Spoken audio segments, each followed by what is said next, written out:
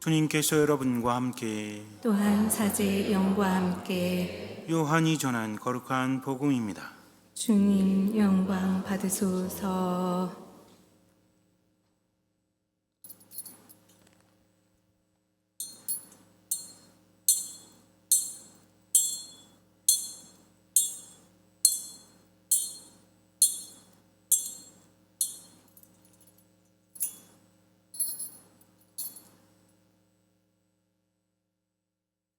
그날 곧 주간 첫날 저녁이 되자 제자들은 유다인들이 두려워 문을 모두 잠가놓고 있었다. 그런데 예수님께서 오시어 가운데 서시며 평화가 너희와 함께 하고 그들에게 말씀하셨다. 이렇게 말씀하시고 나서 당신의 두 손과 옆구리를 그들에게 보여주셨다. 제자들은 주님을 뵙고 기뻐하였다. 예수님께서 다시 그들에게 이르셨다. 평화가 너희와 함께, 아버지께서 나를 보내신 것처럼 나도 너희를 보낸다. 이렇게 이르시고 나서 그들에게 숨을 불어넣으며 말씀하셨다. 성령을 받아라. 너희가 누구의 죄든지 용서해 주면 그가 용서를 받을 것이고 그대로 두면 그대로 남아있을 것이다. 주님의 말씀입니다. 그리스도님 찬미합니다. 떼제성가 거룩하신 하느님입니다.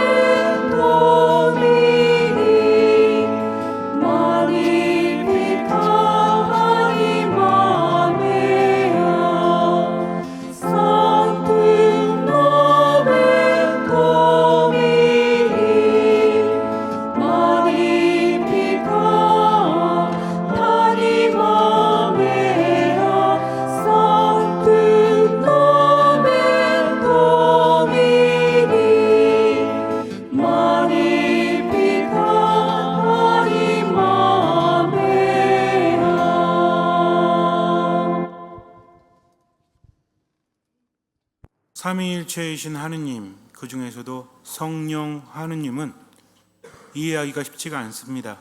왜냐하면 눈에 보이는 가시적인 분이 아니기 때문이죠.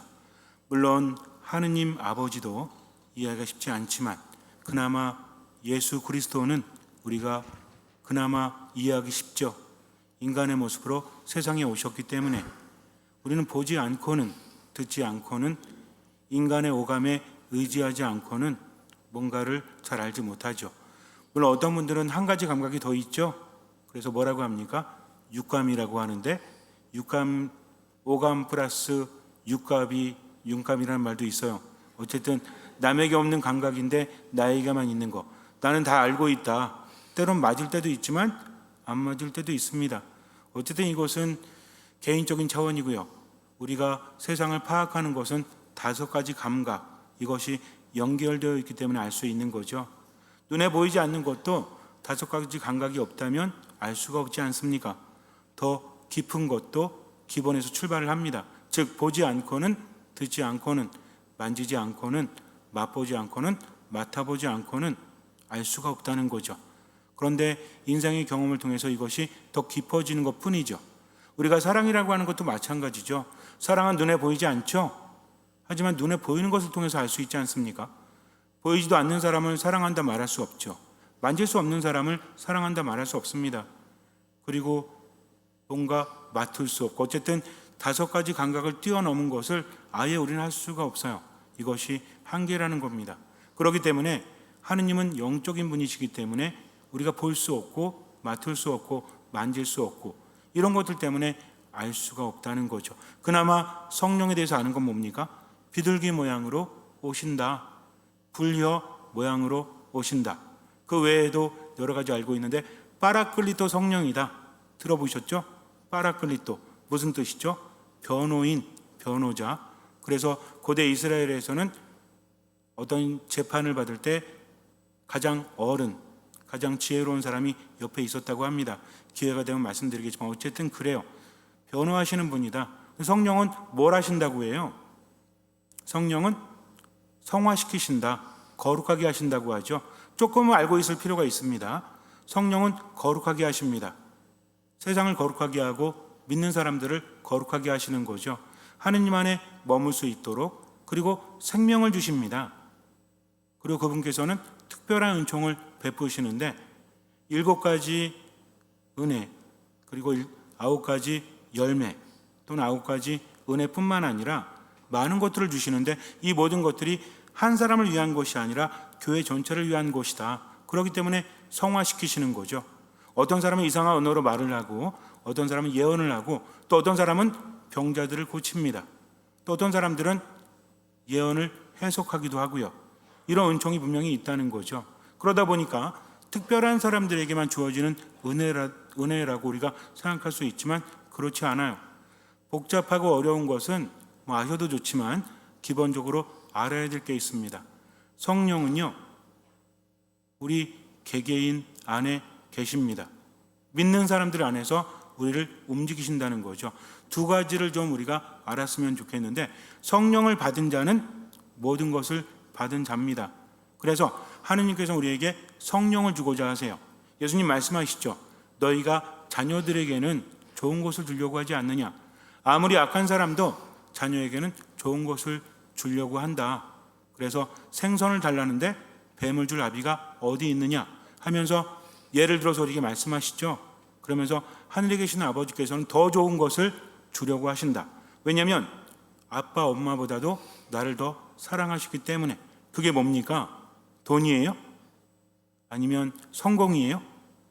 뭐라고 하시죠? 바로 성령이라고 하십니다. 성령을 우리에게 주신다는 거죠. 하지만 현실을 살아가는 우리들에게 이것은 좀 추상적이죠. 여러분들은 성령을 받고 싶으세요? 안 받고 싶으세요? 성령 받고 싶으시죠? 그럼 성령과 100억 중에 어떤 걸 받고 싶으세요? 오, 대단하십니다. 그럼 성령과 성공 중에 어떤 걸 받고 싶으세요? 성령을, 그럼 뭐 강론할 필요가 없겠네. 그러나 세상을 살다 보니까 돈도 필요하고 성공도 필요하니까 좀 와닿게 바라지 않습니까? 여러분들 분명히 성령을 청한다고 하셨죠? 그럼 평상시에 성령을 청하면서 기도하세요? 아니면 돈을 청하면서 기도하세요? 평상시에 성령을 달라고 하십니까? 우리 애가 합격되기를 바라십니까? 우리는요, 구체적인 걸 바라죠. 그런데 성령을 바라는 것도 분명히 거짓은 아니죠. 그렇다면 과연 어떻게 해야 될까요? 하느님께서는 무엇보다도 성령을 주려고 하십니다. 우리에게 필요한 것을 이미 알고 계시죠.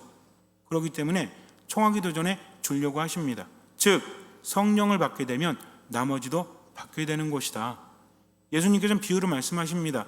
너희가 온 세상을 얻는다고 할지라도 무엇을 잃으면, 목숨을 잃으면 무슨 소용이 있겠느냐.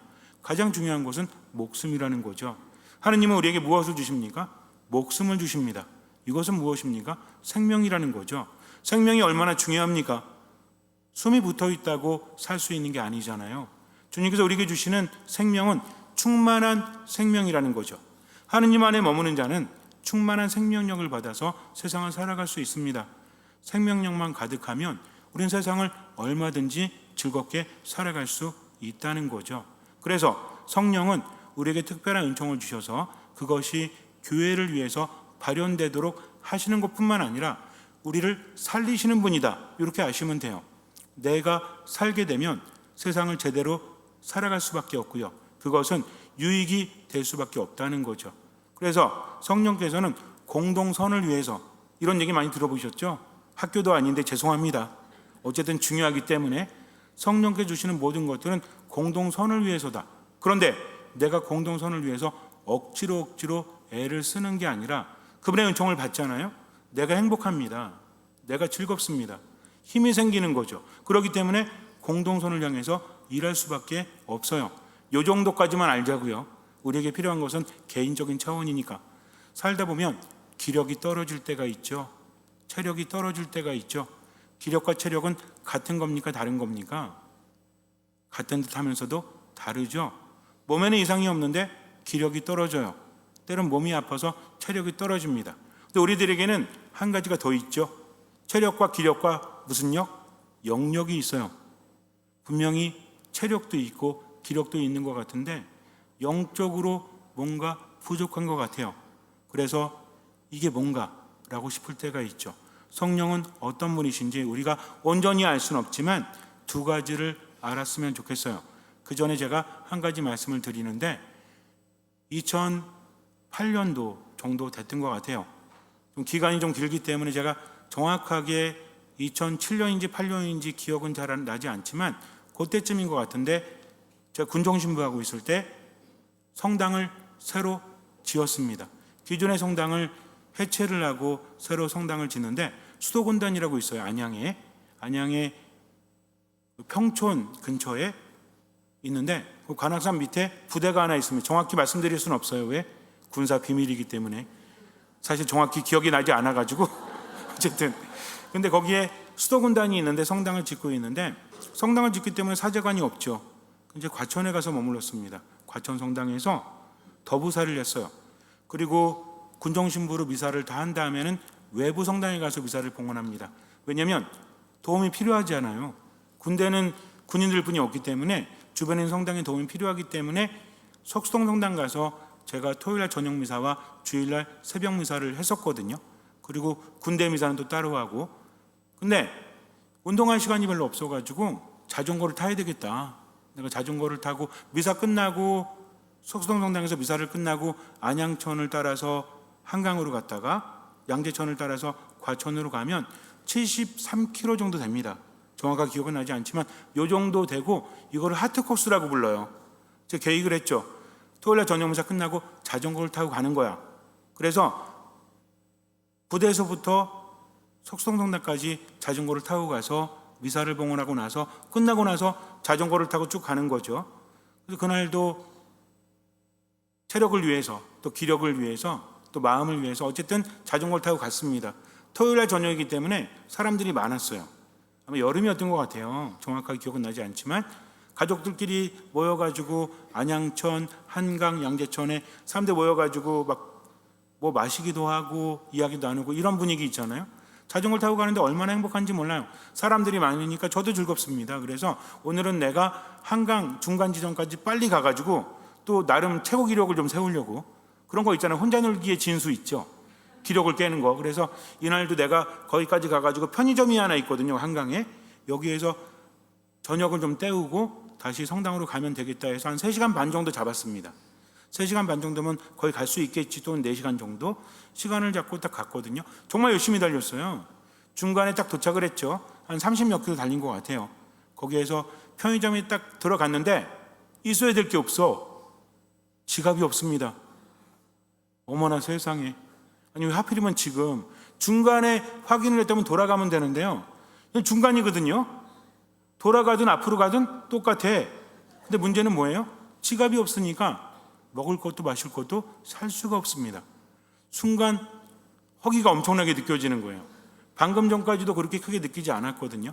지갑이 없다는 것을 확인하는 순간 허기와 목마름이 밀려옵니다. 근데 어떻게 해요? 편의점 가가지고 저 죄송한데 제가 지갑을 안 가져왔거든요. 물 좀 얻어 마실 수 있나요? 말할 수 있어요? 없어요? 말할 수는 있죠. 근데 안 줄 거 아니에요. 어떻게 합니까 이제? 화장실 가서 물로 좀 마셔보려고 했는데 이거 도저히 못하겠고 제가 가진 게 아무것도 없으니까 전화기도 안 갖고 왔더라고요. 그래서 살폈죠. 이제 혹시 얻어먹을 데 없나? 가족끼리 오고 이렇게 있는데 저쪽에 젊은 아가씨들이 몇 명이 있는데 묵주반지하고 묵주팔찌라고 있더라고요. 드디어 찾았다. 갔습니다. 가가지고 저 죄송한데요.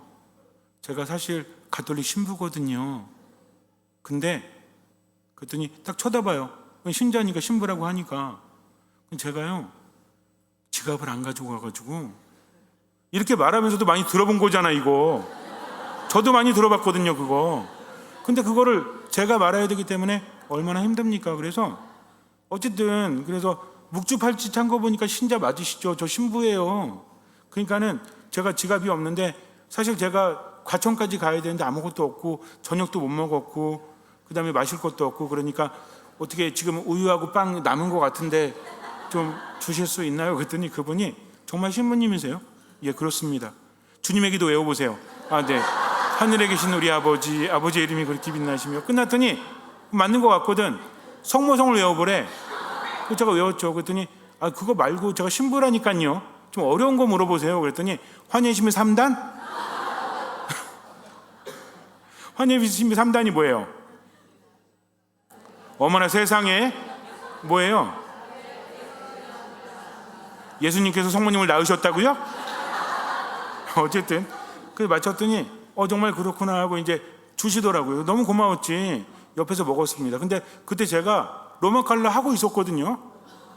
아, 이렇게 한 게 아니라 이게 빼고 했었죠. 더우니까. 근데 제가 입었던 클레지 셔츠가 시민이 입는 셔츠를 클레지라고 하는데 이게 와이셔츠 스타일이 있고 그때 유행했던 게 기능성이 있었어요. 기능성 위에서 보면 운동복 같은 거. 근데 이 로만 칼라를 제가 이렇게 빼놨거든요. 왜냐면 더우니까 고글도 해야 되고 앞에 이렇게 막아야 되니까 옆으로 뺐거든. 근데 먹다가 막 보이니까 이게 느껴지잖아요.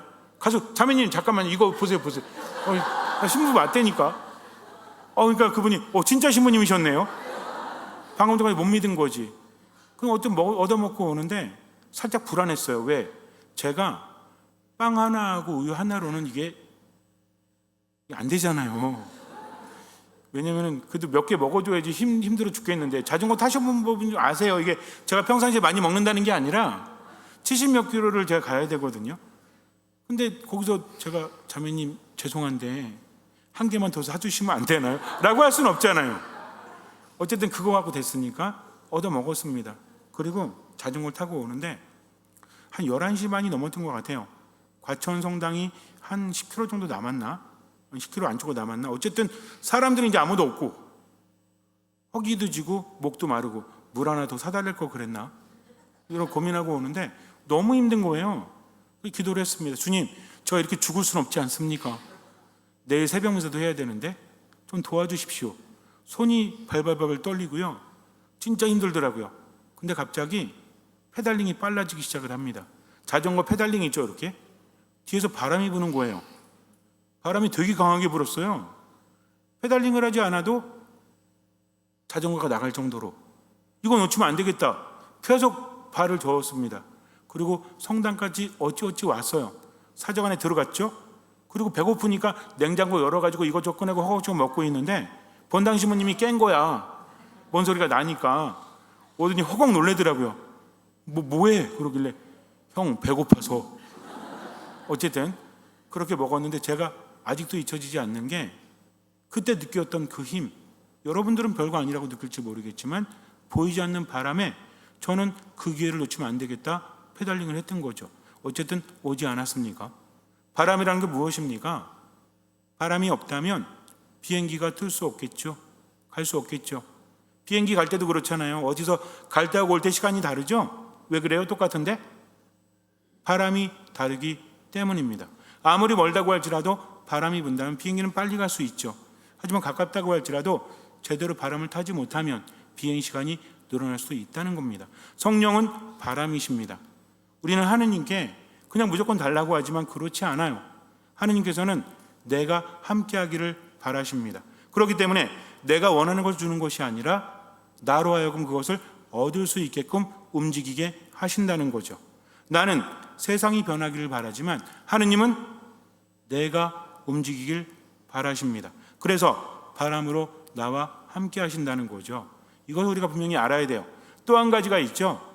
우리가 살기 위해서는 뭐가 충만해야 될까요? 몸에 보통 이런 말 하잖아요.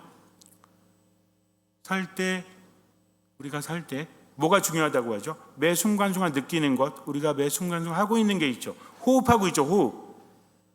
호흡 안 하고 쉬고 사시는 분이 계실지 모르겠지만 호흡이 되게 중요하다고 하죠. 그래서 폐활량이 좋으면 건강하다고 하지 않습니까? 폐활량이 떨어지면 힘든 거지. 산 올라갈 때도 폐활량 좋은 사람들은요, 푸하 이렇게 가요. 폐활량 없는 사람들은 아이고 이렇게 가잖아요. 우리가 사는 것도 마찬가지입니다. 어려움이 있어서 힘든 게 아니라 이겨낼 힘이 없기 때문에 몸도 마음도 망가지는 거죠. 호흡은 얼마나 중요합니까? 붙어 있다고 해서 사는 게 아니라 호흡이 강해야 됩니다. 들숨 날숨이 강해야 하는 거죠. 하느님은 호흡이십니다. 그래서 구약과 신약 성경을 읽어보면 루아우라고 그래요. 이게 숨결 호흡을 말합니다.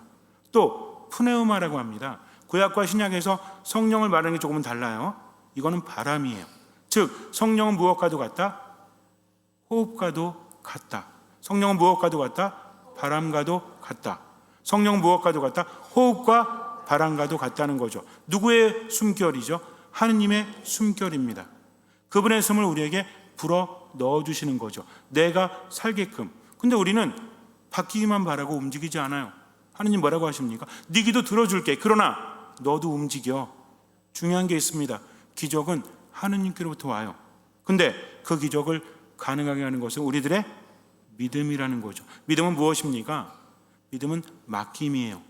내가 생각할 때 안 된다고 할지라도 하느님의 말씀이기 때문에 저는 믿습니다. 그렇게 하겠습니다. 나머지는 알아서 하십시오 하면서 그 바람을 타는 거죠. 그 호흡을 받아들이는 겁니다. 예수님께서 부활하셨을 때 제자들에게 나타나시는데 제자들은 시리에 빠져 있죠. 삶에 희망이 없습니다. 왜? 비전이 없잖아요. 예수님 죽고 나서 그들도 죽을 위험에 처했기 때문입니다. 할 수 있는 게 없습니다. 그래서 문을 잠가놓고 있었죠. 아무것도 할 수 없어요. 그들은 실망했어요. 그들은 좌절합니다. 그런데 그때 예수님께서 그들 한가운데 나타나십니다.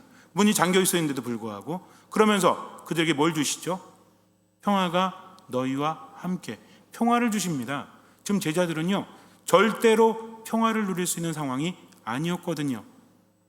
근데 예수님이 뭘 바꿔주셨죠? 야 걱정하지 마. 너네들 지금 무섭지 죽을까 봐. 내가 다 목칠게. 그러니까 두려워할 필요 없어 라고 하십니까? 아니에요. 아니면 예수님께서 야 내가 너희들한테 한 3천억 줄게.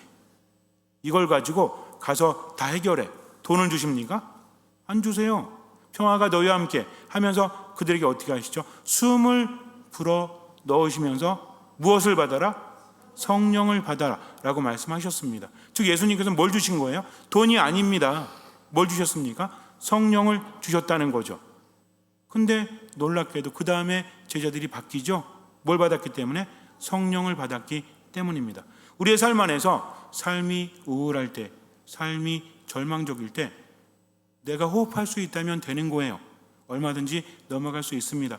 내가 움직이려고 할 때 바람만 불어준다면 얼마든지 할 수 있다라는 거죠. 하느님은 얼마만큼의 호흡을 주십니까? 강렬한 호흡을 주십니다. 하느님은 얼마만큼의 바람을 주십니까?